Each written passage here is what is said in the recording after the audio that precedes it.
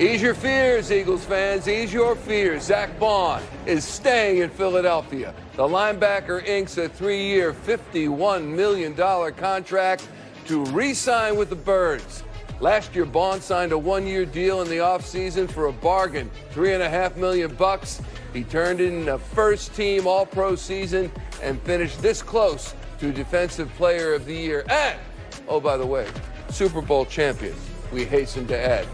Everybody, let's huddle up, and welcome to Birds Huddle, presented by Toyota, official automotive partner of the NFL. Along with Ashlyn Sullivan, I'm Michael Barkan. Dave Zangaro joining us, too, on this momentous day. Ashlyn, we thought Zack Baun would be the top priority for the Eagles this offseason, and the Birds waste little time in bringing him back, huh? Right, and it shows just the significance of Zack Baun, really, because you didn't want to see him test the free agency market. Zack Baun was going to get paid one way or another, and I think Eagles fans now can take a huge sigh of relief that he is going to stay here in Philadelphia. But I think it just goes to show what Howie Roseman and the Eagles are doing. They're making this a designation place for free agents to come, right? Showing if you can perform, if you can be what we think you can be on the field, you're going to get paid. We've seen it so much already this week with Saquon Barkley's extension. Now Zack Baun's major contract, 4th highest paid linebacker in the league. He deserves it. And some team was going to see that, and you're thankful it's the Eagles. Yes, sure are. A closer look at where this new deal puts Baun among linebackers. He's 28 years old, entering his 6th NFL season out of Wisconsin. He now has the 4th richest contract in terms of average annual value, trailing only Roquan Smith, Fred Warner, and Tremaine Edmonds. All 3 players were younger than Baun at the time of their signings and had multiple Pro Bowl seasons under their belts. A 3-point stance is presented by Toyota. Joining Ashlyn and me is Dave Zangaro from NBC Sports Philadelphia.com for his reaction. David, great to see you. Let's go to stance number 1. Zack Baun is worth the money. 3 years, $51 million. We've been wondering how and when this deal would get done. How far back do you think the Eagles knew they were going to re-sign Zack Baun, Dave? Michael, I think they knew pretty early. The problem was that Howie Roseman decided during the season that there weren't going to be any extensions. And you understand why. He didn't want there to be any jealousy in the locker room. But even he admitted that had he signed some of these guys earlier in the year, it probably would have alleviated some of these problems. But you understand why they didn't do it. They win a Super Bowl. And really their top priority this whole last month has been about re-signing Zack Baun.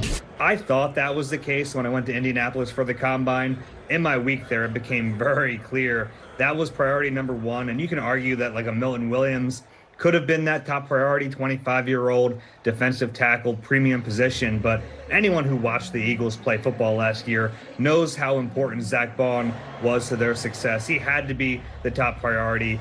Good on the Eagles for getting it done. All right, so stance number 2, Dave. If you stop right now, this is already a successful offseason. Do you agree that simply keeping Baun constitutes a success for Howie Roseman, Jeffrey Lurie, and company?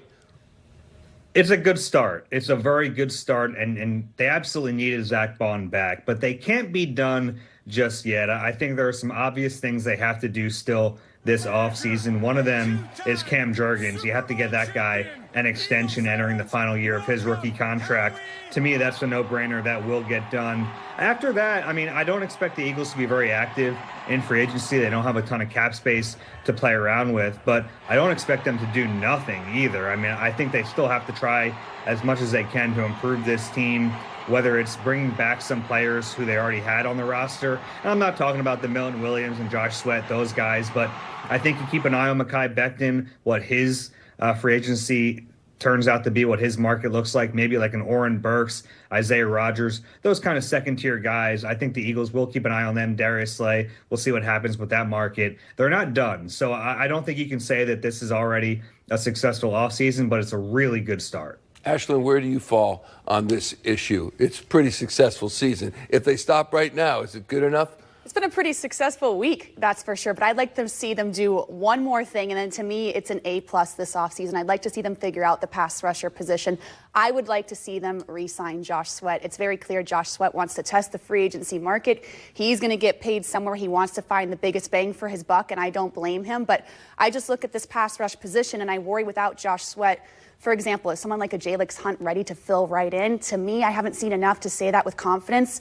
And with the pass rusher position, I don't think you can take a step back and still think you're going to make it back to the Super Bowl. I would like to see them re-sign Josh Sweat. I don't think it's worth going and testing the free agency market and trying to find something better or pretty close to Josh Sweat. Just give him the money he wants. Like, we know he's good enough. He was nearly a Super Bowl MVP for a reason. Yeah, and keep the defense playing at that level. Stance number 3, Dave, never doubt Howie Roseman. Just when you think he'll never pay a running back, he signs Saquon Barkley, then gives him a contract extension, and there's no way he'll ever pay a linebacker, right? Not so fast, though, huh, Dave?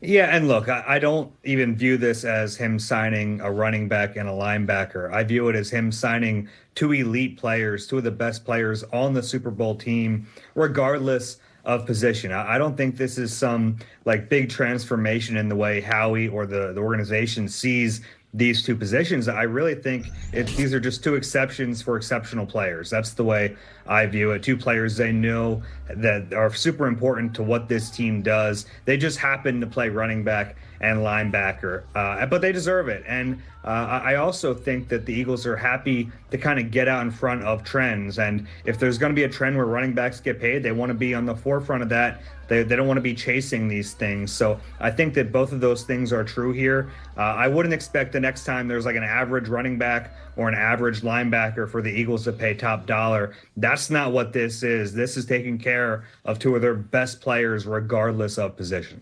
Dave, switching topics slightly before we let you go, our friend and former colleague Derek Gunn reporting that Brandon Graham retore his triceps during the Super Bowl. Gunner reporting BG's already had the second surgery. What do you think this might mean for Brandon Graham's future? Yeah, I'm not sure how it will affect it. He knew going into that game there was a serious risk of him re-tearing that triceps, but he thought the reward would be sweeter, and I guess he was right. He gets that second Lombardi, plays 13 snaps in the Super Bowl, played pretty well too. Ultimately, I don't know what he's going to do because it's such a storybook ending to go out with a second Lombardi to come back from the injury. But once that settles down a little bit, you remember, oh yeah, he played really well in 2024. Nick Sirianni wants him back. Vic Fangio wants him back. And I'm sure they can figure out the contract element of it. Ultimately, it's up to him and what he wants to do. Either way, he's already said he's not going anywhere. He's going to stick around and be a part of the organization in some capacity. And that's good news for all of us because who doesn't love BG?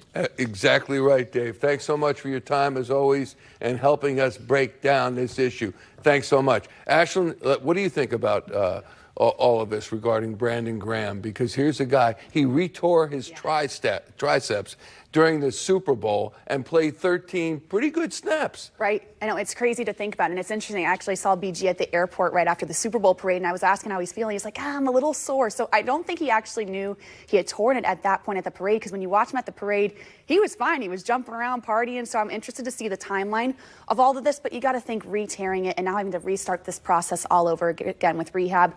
I think it's it for Brandon Graham, but I wouldn't be surprised. I mean, if anyone's going to come back, it's this guy. Yeah, especially as well as he had been playing before the first triceps tear. Let's check out the Birds Huddle playbook. Darius Slay discusses his release and the chances he could return to the Eagles as we play free agent matchmaker.